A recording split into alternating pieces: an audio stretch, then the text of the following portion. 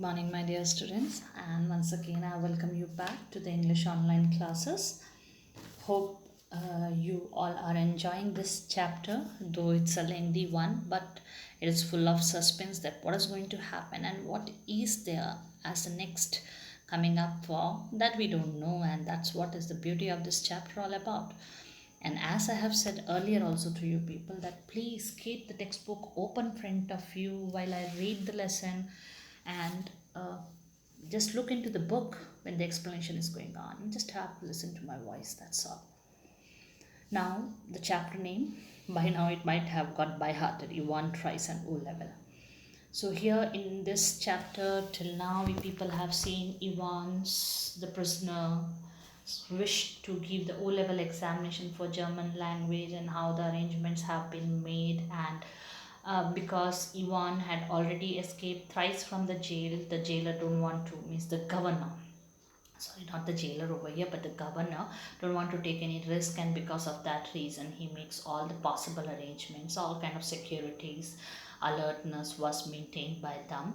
And then we people have seen that one parson or the priest from the nearby church was appointed to be the invigilator, and then also we have seen the conversation between the prison officer, the senior prison officer Jackson and Evans, and how it reached to a hot debate and a heated one, and but still everything was under control. And then through the talk Jackson came to know that Ivan already knows that a minister or a priest is going to come for the invigilation, as well as Ivan also knows that he had been bugged up, means an eye was being kept on him, a microphone was put in the cell where the examination was going to be conducted, and Jackson said that it's the governor who is going to keep an eye on the entire process, he's going to listen to you, and moreover who is having little bit of senses also, they will never like to take risk with Evans. And then we saw that the invigilator arrived over there and in total security from the main door to the outer and the inner door of the D wing where the examination was supposed to be held, where Ivan was kept. um, and the process continued, and then McClary, who is our invigilator, he reached over there and Stephen introduced him to Evans, and they were both inside. At that time, suddenly, Governor, he felt that maybe, most probably, chances are there that McClary, by mistake, he might have brought something which Ivan can use as a weapon, and can make him as a hostage and escape from the jail. So he asked Jackson to do a thorough check of McClary, and the check was done. And then, if you do remember, in the previous videos we have seen that there were 6 items in the suitcase which McClary took and came out from his flat for the invigilation, whereas there were 7 items in the suitcase where when the check was done. And the 7th item, which was a little odd one, was a rubber ring which was semi-inflated, means something fluid was filled in it. As an explanation, McClary said that he was suffering from hemorrhoids, piles, which we know as in general, and because of that reason, if he sits for longer time on harder objects, he gets trouble, and that's why he brought that ring along with him.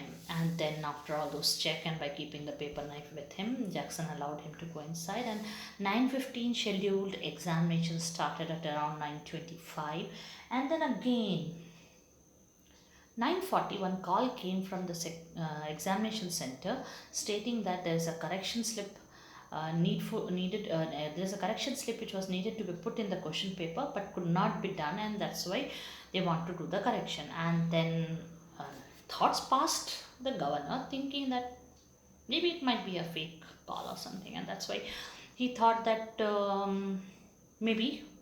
But then he found out by dialing up in the examination board, and he found that it was engaged, so he believed it that that person is busy talking over here.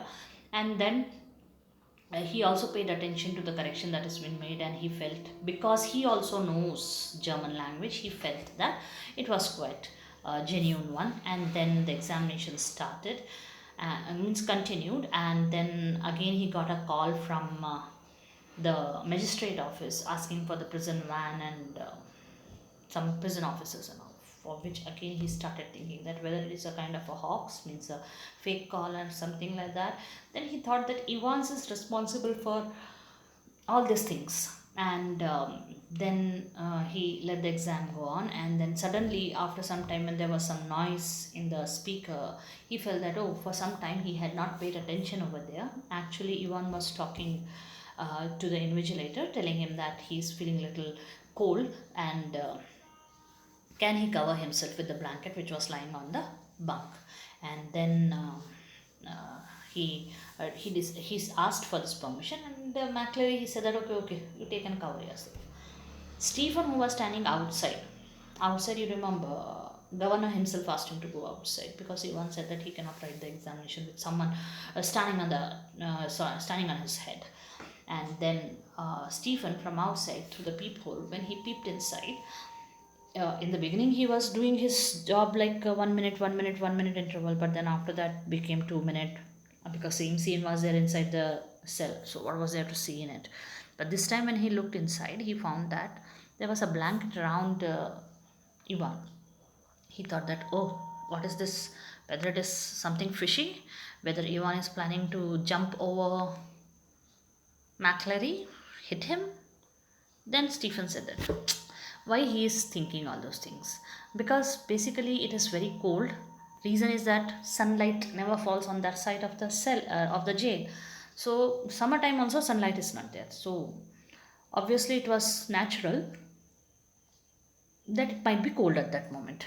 So he decided that he will be just doing what he was doing earlier, that is just quietly standing outside and looking out through the peephole every now and then. And this is what we people have done. After this, let's continue the rest. So let me just catch up with that line, and the line is over here. Yeah, got it. At 11:20 a.m., the receiver. See, from the beginning of the chapter, I'm telling you to keep an eye or be attentive towards the timing.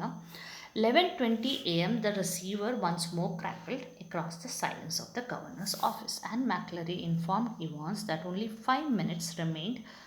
The examination was almost over now, but something still gnawed away quietly in the governor's mind. He reached for the phone once more. Okay, 11:20, the speaker or the receiver which was there in governor's room, it again made noise, and the noise was of McClary, who was informing Yvonne that only 5 minutes was left and examination will be over very soon. But there was something like, it is now that when you are having doubts in your mind, it keeps on pinching you. Everything from top to bottom seems to be very doubtful. So something was there which was troubling Garner, and he just moved forward to pick up the phone. Okay, 11:20. At 11:22, Jackson shouted along the corridor to Stephens. The governor wanted to speak with him. Hurry, man. Stephens picked up the phone apprehensively and listened to the rapidly spoken orders. Stephens himself was to accompany McClary to the main prison gates. Understood? Stephen personally was to make absolutely sure that the door was locked on Evans after McClary had left the cell. Understood? Understood. Okay. 11:20. The governor moved forward to pick up the phone. 11:22, in the D wing, Jackson received a call from governor asking for Stephens. So he shouted to Stephen and he said, hurry, come on. The governor is calling you. He is on the phone. That means Stephen, who was standing in front of the cell, peeping in every 1 minute, has to leave and go. Isn't it? And when he reached over there, the governor gave him some orders. First order, that is, after the exam gets over, Stephen himself must escort, means take McClary to the main prison gate. Then second duty, before he take McClary to the main gate, he must be sure that he has locked the cell door of Ivan's cell securely. So two orders were given by governor to Stephen at 11:22 a.m. So it was asked. Understood? At 11:25 a.m., the governor heard the final exchanges. Stop writing, please. Silence. Put your sheets in order and see they're correctly numbered. Silence. Scraping of chairs and tables. Thank you very much, sir. Oh, right, was it? Not too bad. Good, Mr. Stephens. Very loud. The governor heard the door clang for the last time. The examination was over. Now at 11:25, 22 phone came. 11:25, the governor heard again some noises from the room, from the cell, and it was McClary who said that stop writing. Like how your examination gets over, the 10 minutes extra also gets over. We ask you to put a pen down. The same way, he asked him to stop writing and asked him to arrange his sheets, and some chair and table noises could be heard, and Ivan was saying thank you sir, and McClary he reciprocated and he said all right, and then Ivan asked not too bad no, then not too bad, maybe for the examination he was asking. Then McClary said good. Then he gave a loud noise and he said Mr. Stephens, means he was calling the guard from outside, and the governor he could hear the door opening and then closing. Examination was finally over. Okay, thank God, nothing happened. How did he get on? Do you think? Asked Stephens as he walked beside McClary to the main gates. Ach, I cannot think he would. He's distinguished himself, I'm afraid. His Scots accent seemed broader than ever, and his long black overcoat, reaching almost to his knees, fostered the illusion that he had suddenly grown slimmer. Now, while they were going back, Stephen doesn't seem to be a quite sort of a person, so he started making inquiries to McClary and he asked, how did he do the examination? Can he just pass? He asked McClary, and then McClary, in Scottish accent, he said that I don't think he can distinguish himself. I'm afraid he can't come over. And Stephen was a little surprised. The accent was even much more clearer and much more better than earlier. And also one more change he saw, that was his long black overcoat. It was reaching almost to its knee, which was not earlier, and suddenly it was giving an imagination that maybe this man has turned thinner.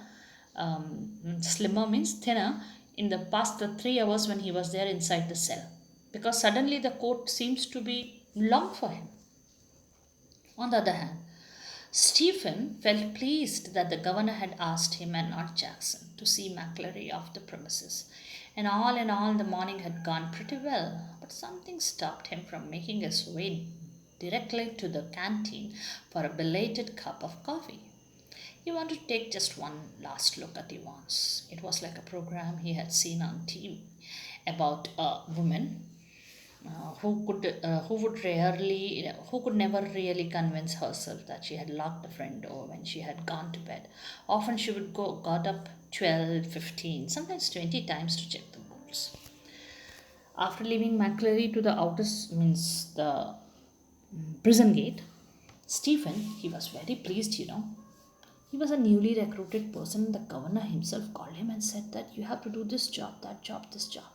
So he was very happy that governor asked him and not Jackson to see McClary off to the premises. And then he was also very happy that everything has gone off so well. And now he wished he could go and take that one cup of coffee which had been waiting so long for him. But then suddenly that urge was there, just let me have one look at Yvonne's. And he suddenly remembered that lady which he had seen in one of the TV serial, who is very, you can say that, doubtful about an act or a thing, and she always keeps on confirming it. Like, it might have happened with you also, that sometimes when you close the front door lock before going to sleep, after you go to bed, maybe an hour or two later, you just realize that, oh, whether I have closed it properly or not, or whether I have locked or not. And then again you get up and then you go and you just check once again, and maybe again after an hour you feel the same thing. So it's a natural thing that happens, and here the same thing, he just wanted to check on Evons, and that is what he thought of doing. I'm not taking the other part of the chapter now, the continuity. Instead, I'm giving a halt to my video for today, and after this year, Diwali vacations are means Diwali holidays are going to start, which will be till 17th. So on 18th and 19th, I'm planning to put the videos of the previous days of this chapter so that you can just recall the videos, and you can have a go through of this chapter, and then from Monday onwards, not this Monday, the next Monday onwards, I'll be continuing with the chapter. So till then, as we meet again, take care of yourself and stay safe. Happy Deepavali to each and every one of you. God bless you.